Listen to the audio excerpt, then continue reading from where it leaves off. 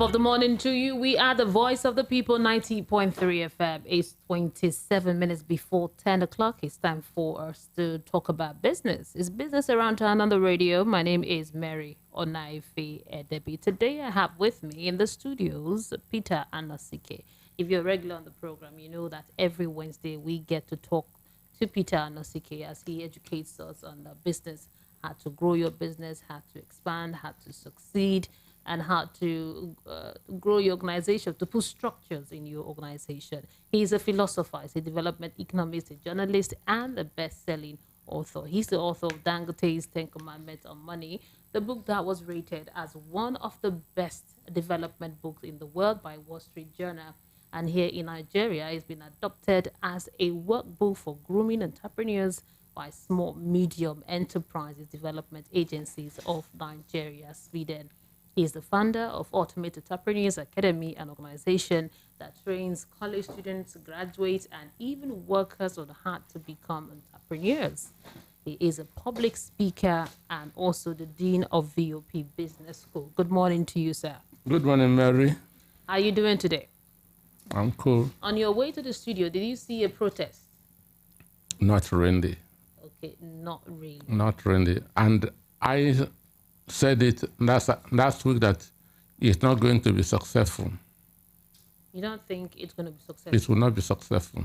Do you think it's needed? It's needed. But it won't be successful? It won't be successful. Why? Why do you say that? The reason is because the activists, the real activists are now with the ruling party. For a strike to be successful, NUPENG and the National Union of Road Transport Workers must be involved. One, there shouldn't be any vehicle on the road. The filling stations must be shut down. These are the two things that makes any strike successful. The road transport workers must be involved and NUPENG must be involved. But these two people are not participating. Why? Comrade Peter Abatterson, who was NUPENG president, is now in the National Assembly under APC. Then Peter Essende, who was the TUC president and the former Pengasem president, contested the APC primaries, governorship primaries in Edo State. They are still and TUC. And you heard that yesterday the civil society group in the north said that they wouldn't be part of the strike.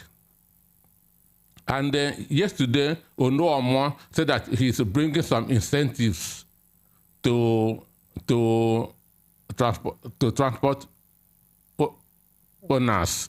So they have divided it. So there's no way it can work. If a protest can't work, then how can the common man protest? What can the common man do? Well, fend for yourself. Since last year, I've been telling Nigerians, build your finances. Build your finance. Don't depend on government because nothing is going to come out of this government. And once this protest fails, as it has failed already, government can now do whatever they want. You know, many opinions are divided with this strike. Opinions are divided. Some are saying that the Labour Congress, they've lost their spark, like you just analyzed. Yes, sure. While others are saying that they should stand their ground, and in fact, they are willing to support them because we need a strong union. When you don't have a strong union, it means the Labour don't have power. People don't have power to protest. Their power means nothing. All of them are politicians now, so they cannot, they are no more representing the masses. You know, Joe Ajero was not in the meeting yesterday that they had when they met with the government to discuss this strike issue, this protest. He wasn't there. He's standing his ground. We know Ajero as a very strong supporter of the masses. He has never been on the same page with the establishment. They know him as a very stubborn person.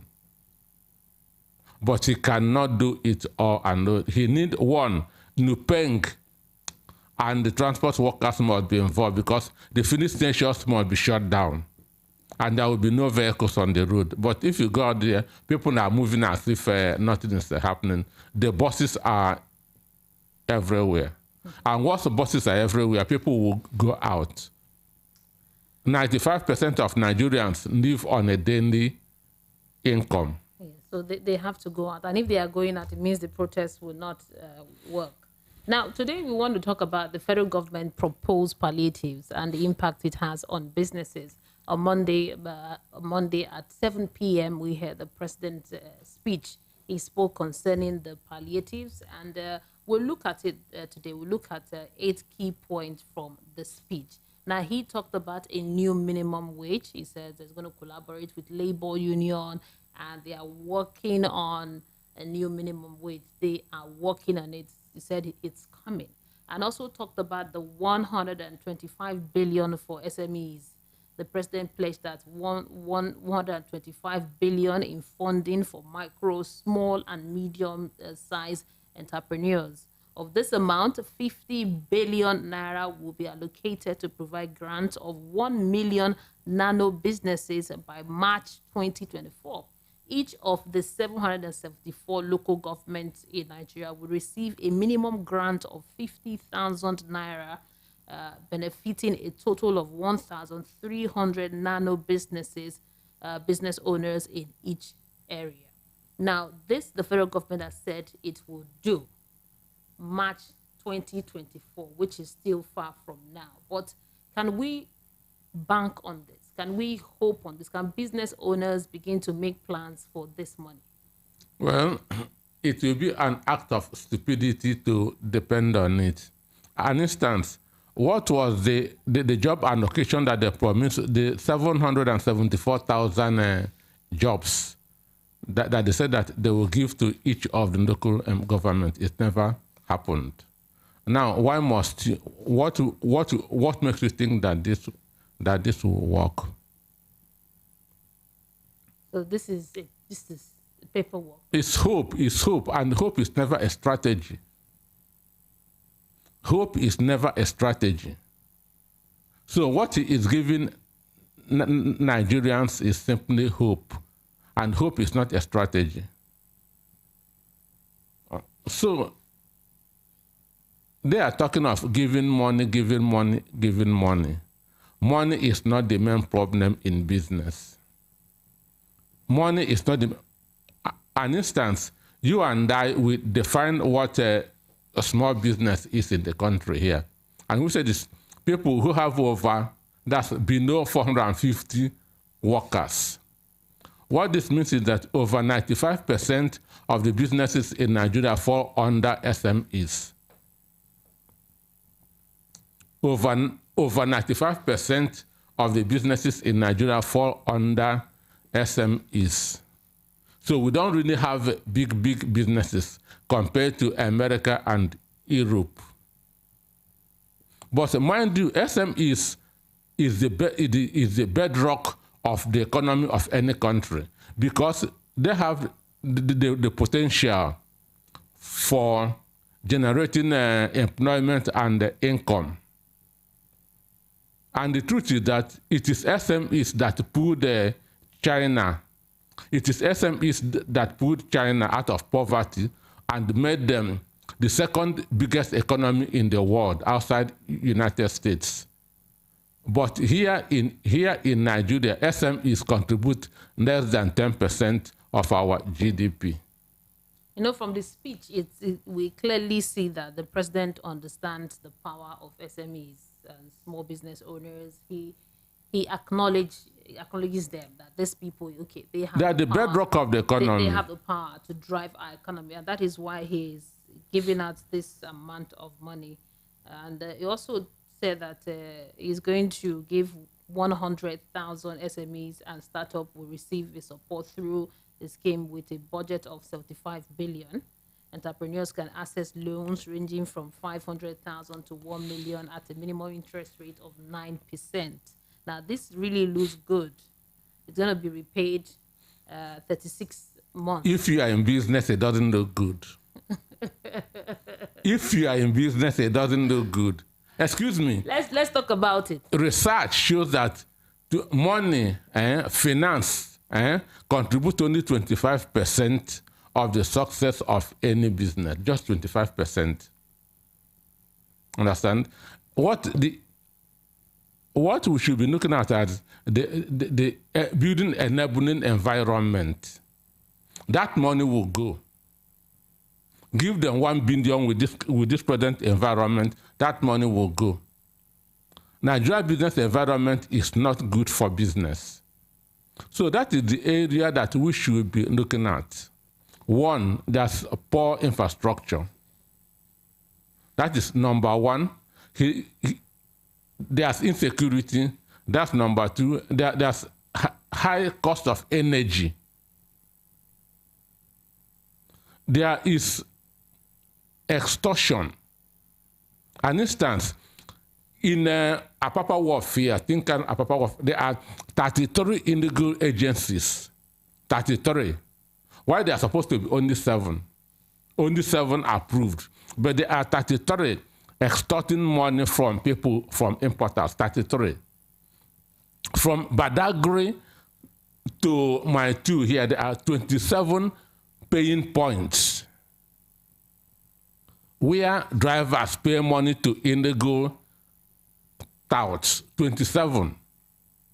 How can you survive under this condition? So what he's doing is mere superficial. I read that his broadcast from 8 to down for 3 times. I was looking for substance, something to hold hand on. I didn't see. You cannot build something on, understand me? First of all, address the environmental factors. Address the environmental factors. Maybe if they give you that money, within 6 months you become broke. If you import, imagine 33 agencies extorting money from you there. Then you take it to your shop, multiple taxation. You cannot even take your goods from here to Delta State because of what? Insecurity. Okay, he talked about building 500,000 hectares of farmland. Yes. 500,000 hectares. I was waiting to hear, that's why I said that everything is superficial. I was waiting to hear it will be built in maybe Adamawa, Benue. He never mentioned anywhere. Because the headers and the farmers' conflicts have not been addressed. Armed herdsmen are in all the forests in the country. Where can you farm? So it would have, so from the speech that the president gave, there's nothing very tentative. Where is he going to build that 500,000 farms? That's what I had wanted to. I will build 50,000 farms in Adamawa. I will build so in Kanu. He never mentioned anywhere. So what I'm seeing, just hypes and gestures. I didn't see any substance. So it's only those who don't know, the gullible, that are being deceived. Okay, if man yesterday said that Tinubu is not prepared to rebuild the refineries. Tinubu. Yes. If man said that Independent Petroleum Marketers Association of Nigeria said that Tinubu, because in that he never mentioned revamping the refinery. Yeah, that was not in the speech. In the speech, he never mentioned insecurity, addressing security. How can you farm where there's no security? So what is the substance of the speech and the whole? That's why I'm telling you that. Because the discussion today is the impact it will have on businesses. But from your own analysis, it seems that it's just a paperwork. It's a paperwork because we don't have conducive environment for businesses to succeed. That's number one. We have very poor infrastructure. Very poor infrastructure. Multiple taxation, insecurity, taxation. Then Take that 1 million from him, 6 months, you are worse off. So he should address the environmental challenges first. Now, the people, so the question is, what would you have the president do? I mean, immediately, because people are calling for palliatives, businesses, individuals, everybody, people are suffering. He needs to come and do something now. So he has rolled out what he wants to do, and now he's being criticized. You're saying that the speech he gave, of which is getting a lot of it's applause, superficial. A lot of applause. They don't know. They don't know. And you were saying that all of this is close to nothing, because what would you have the president do? He said in that speech that he's going to build 500,000 hectares of farmland. Did he mention that any state? No. Was any state mentioned? Is he going to build it on the air? There's insecurity in every state of the Federation. How can you farm? It's a simple question. How can you farm? He said he's running out something, bags of fertilizers to who? In which state? There's no state in the country today that is peaceful. You know, the president also talked about the money that we have gotten from subsidy. He said about it's 1 trillion. 1 trillion has been saved from subsidy removal. That's also a good thing. And you saw it. Did you see it? Let's. He's making you happy. Understand? He's giving you hope, but hope is never a strategy. It's a renewed hope. We are in a dispensation. No country in the world was built on hope. No country in the world was built on hope. It is hope that keeps man alive, as in hope will keep has you any alive. country, if you have lost hope, you can't. Has hope built any country? No. Has prayers built any country? No. Because they are not strategic. They are not. So do you think the president should have done all of this before removing the fuel subsidy? That is the same thing, the same mistake that he did in May 29 is that same mistake that he made on his speech. Address the first things first. Address the first thing first. The environment we are in does not allow businesses to grow. Address those environmental factors. Put 1 billion in this environment, it will go.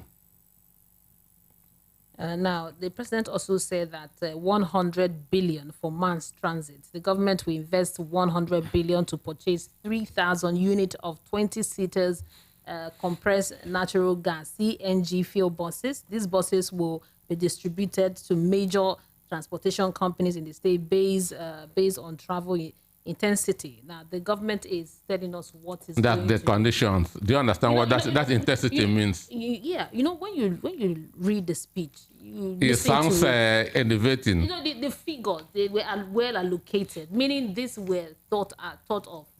Agriculture. This amount will be given. This amount, so agriculture sounded wonderful, isn't it? In order to make food available, we are going to cultivate 500,000 hectares of land. That sounds wonderful, isn't it? But which state did he say that is going to do it? That's the question.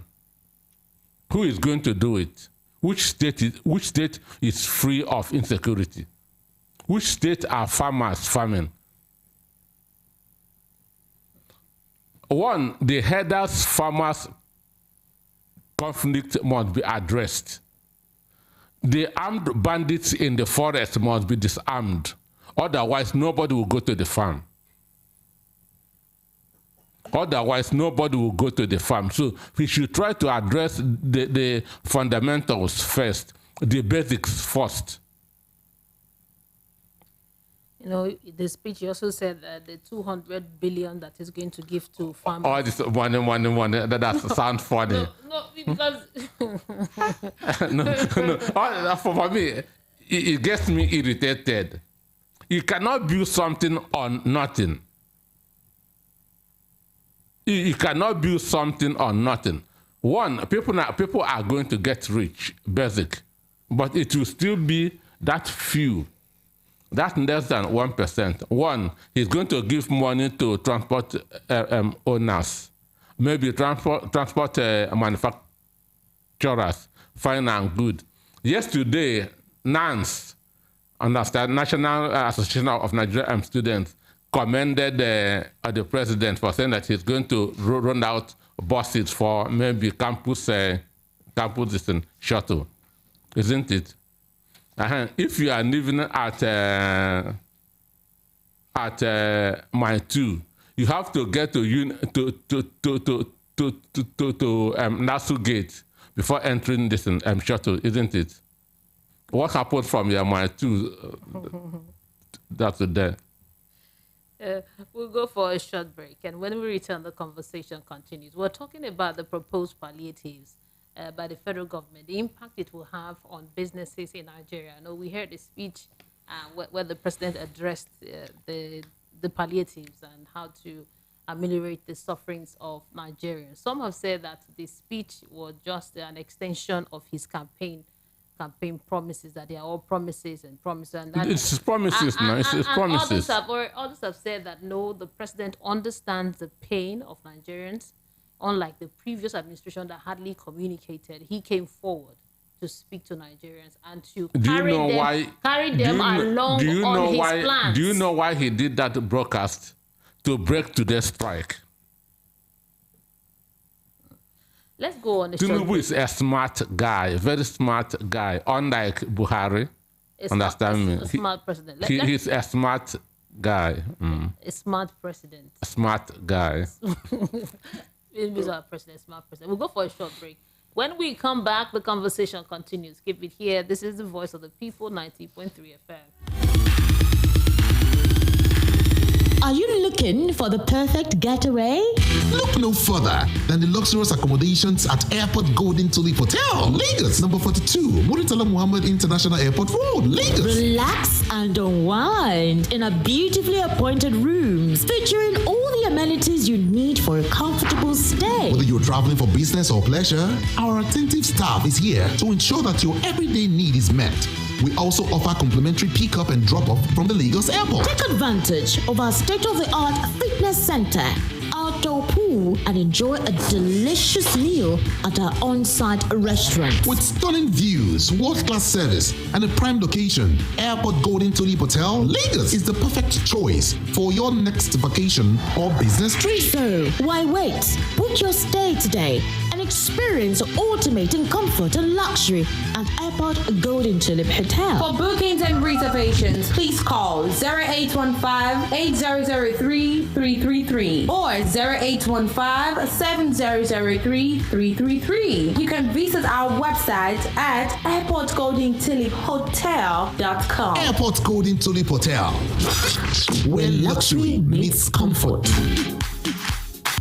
The award-winning pizza in the US is now here in Nigeria. Ladies and gentlemen, I present to you Romeo, the pizza champions, and cold berry ice cream, delighting every scoop. Visit any of our outlets and feel the rich taste from the pizza champions and cold berry ice cream at 11 Road by First Avenue, Festac Town, 28 at Denira Ogunsanya Street, Surulere, 13 Admiralty Way, Lekki Phase 1. Romeo's Pizza and cold berry ice cream. Romeo, the pizza champions.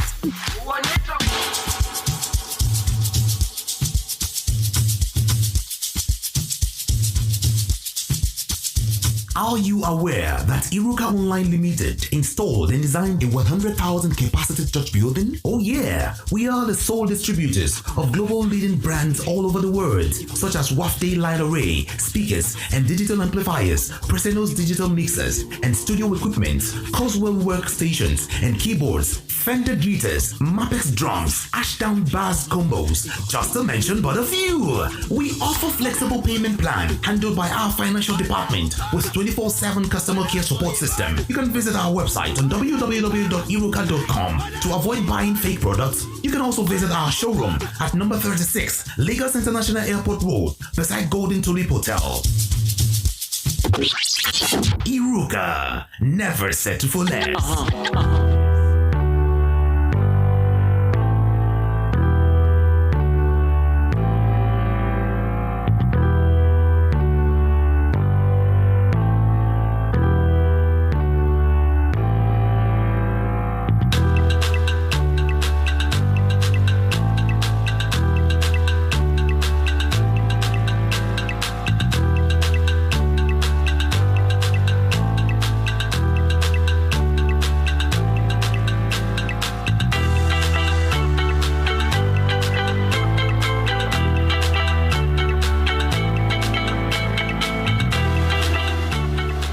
the People, 90.3 FM. The program is Business Around Town. You're listening to right now. We're talking to Peter Anosike. The topic is federal government proposed palliatives and the impact on businesses in Nigeria. Now, I've read out some of the things he said when he read out the speech on Monday that business owners, small business owners, MSEs will get 125 billion. The president pledged that he will give 125 billion in funding macro, small, and medium-sized enterprises. And this amount, 50 billion will be allocated to provide grants of 1 million to nano businesses. Now, this is really good, like we've seen from the speech. But we have Peter Anosike here doing justice to this the speech, saying that how practicable, how can we practice this, how real is all of this. It's good on paper, but let's talk about the implementation of the money. How is the money, how is it going to be divided? That's what I want to know. When I read the speech, I'm like, okay, we have small business owners. How are you going to pick the businesses to give the money to? What modality are you going to put in place to pick these businesses? Well, for me, I'm not the presidential speech writer. Understand? So I don't know the modalities that he is going to use to pick the businesses. But the truth is that in other countries, they don't share money. In other countries, what they do is they invest on the environment. They make the environment conducive. They give tax rebate. If you are starting a company like in America, they'll give you 5 years tax holidays. You don't pay tax. But here in Nigeria, immediately you start a business, tax agents will start knocking at your door. So for me, what we should do is to, first of all, invest on our infrastructure. Stop insecurity. Stop corruption. Just create a conducive environment. Keep your money. I told you that research showed that money contributes to only 25% of the growth of any business. Just 25%. Then what of the other 75%? So he was just talking of 25%. Environmental factors is what helps a business to succeed more than money. But here, our environment devours businesses. So he shouldn't be looking at money. He should only impress the poor people. When they hear the sound of money, they will feel happy. Their hope will rise. So he should try to invest on the environment. There's a lot of rot in the environment. That's where his focus should be. If the environment can be enabling, business will start growing on their own. Because I have said here that the SMEs is the bedrock of any economy. Okay, now, let me tell you something.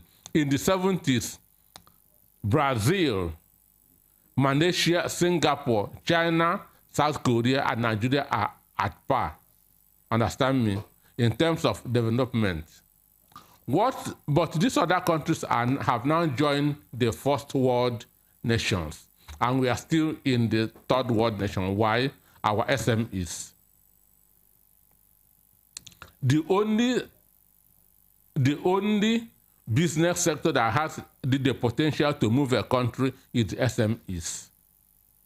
But because of the environment that we find ourselves, it is not doing that.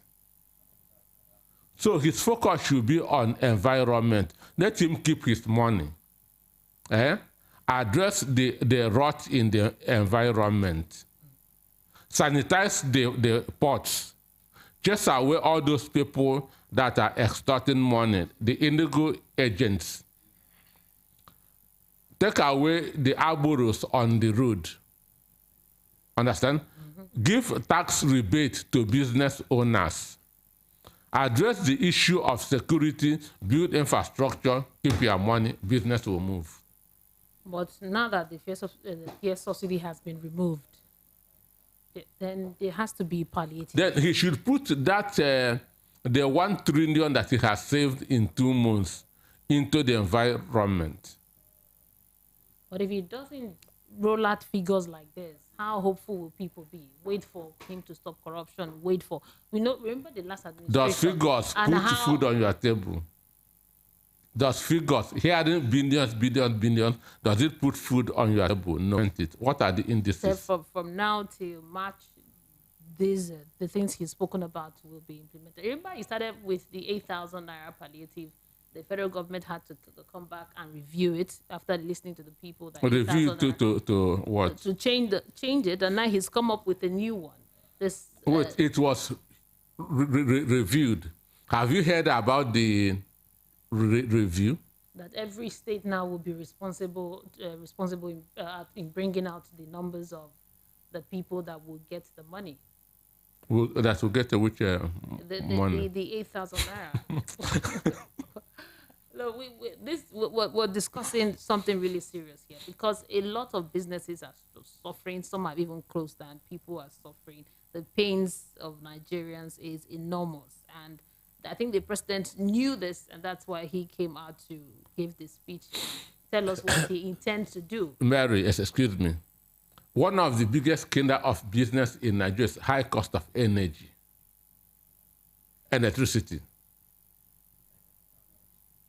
Did he mention anything about it in the speech? It wasn't there. It wasn't there.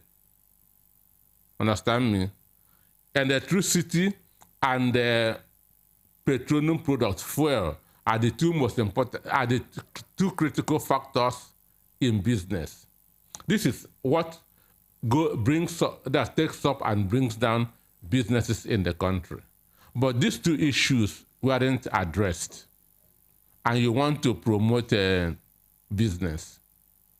So for me, the whole thing is superficial. So it has. So from your submission, it has no impact on businesses in Nigeria. The speech that the president has given has no impact. The problem of businessmen in Nigeria is not money. It is the environment. Address the cost of energy. Energy, that's electricity. That's what is killing businesses. Multiple taxation, extortion, poor infrastructure. This is what is killing businesses.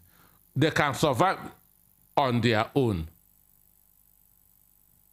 Let's open the phone lines, take 1 or 2 calls or WhatsApp messages from you before we round off the show this morning. The numbers to send in your WhatsApp message to is 0700 903 9039, 0700 903 9039, or you can call 0700 903 9039. Let's know if the protest is happening where you are, if it's affecting your business, what's going on around you. Hello, good morning. Hello, good morning to you. Hello, good morning. Can you hear me? Yeah. Okay. What's your name and location? Hello? Okay. Oh, you're calling from Ajawa. Can you speak up for us, please, so that we can hear you? Okay, please call me back. Please call me back. We can't hear you. I guess the network isn't so good. Please call me back. 0700 903 903, or send in a WhatsApp message and I'll get to read it out. What's your take on the palliatives that we are talking about? Hello, good morning. Hello, good morning to you. Okay, interesting. I'll try and see if I can take 1 or 2 calls, but you can send in a WhatsApp message 0700 903 903. So if you can't get through, you can call us on WhatsApp, or you can send a WhatsApp message. Hello, good morning. Hello, good morning. Yeah, good morning to you. What's your name and location? Yes, my name is Larry G. calling from us. Ijeoma. Okay, go Good ahead. morning, sir. Mr. Anosike. Good morning.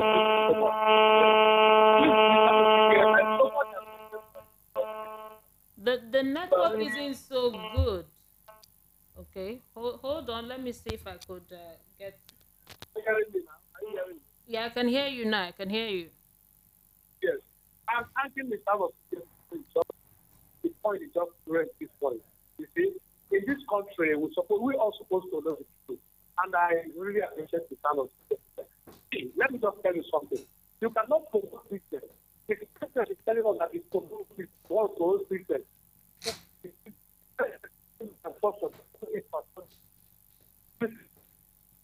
We can't really get what you're saying. It's not clear. Christians cannot move when all these are you hearing? I can hear you, but please call me back. Call me back. The network is. I can hear a feedback from you. Call me back 0700 903 903 903. We'll take some WhatsApp messages and then we'll round off. Hello, good morning. Good morning. Yeah, good morning to you. What's your name and location?